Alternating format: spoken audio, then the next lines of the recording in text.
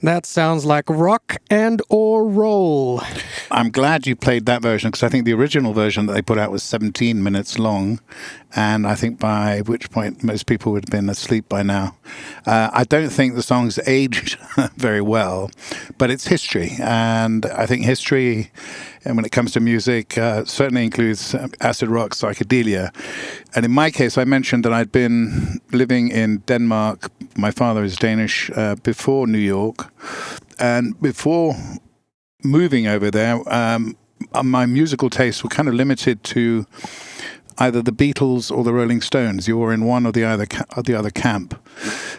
I think being more slightly conservative was the way we looked at ourselves. The Beatles were kind of more sort of, I don't know, more upright, more good guys than the Stones, who were a bit more reckless and so forth. And then I just remember my dad saying, apart from the fact that they never didn't understand Iron Butterfly, which I still don't, I guess, but my dad listening to She Loves You, Yeah, Yeah, Yeah by the Beatles.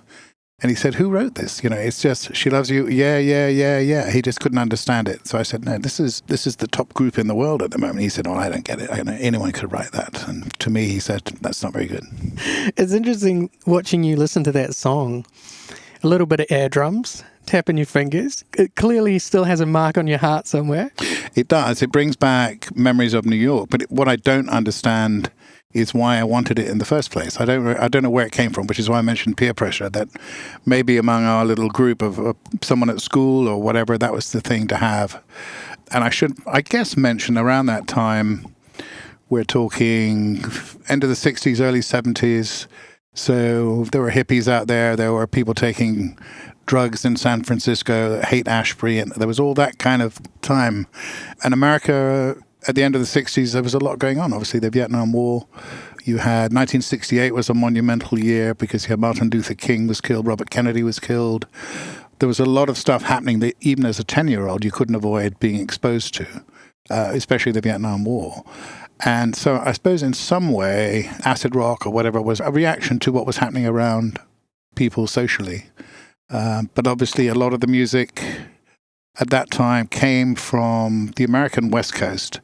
And that is predominantly the music that I grew up with and in the end kind of fell in love with. And then when I eventually left the States, went to the UK, I took that love of West Coast music, the Eagles, Flying Burrito Brothers, Ozark Mountain Daredevils, all these different bands, Jefferson Airplane, Jefferson Starship.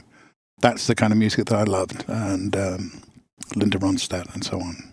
It's interesting that you say that, you discovered this song when you were about 10, because the same thing happened to me, but under very different circumstances. Mm-hmm.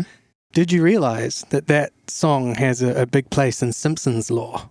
No, no. In the very early seasons of The Simpsons, Bart goes and gives that sheet music to the organist in the church, and the whole congregation sing in the Garden of Eden. And there's beach balls flying around the crowd, and everyone's got their cigarette lighters in the air. I never knew that. But I'll tell you what, there's a whole generation of us out there who know all those words. How funny, how funny. I never knew that. I just thought it was sort of, destined for obscurity. Absolutely not. No. Wow. So where are we going to go with your second track?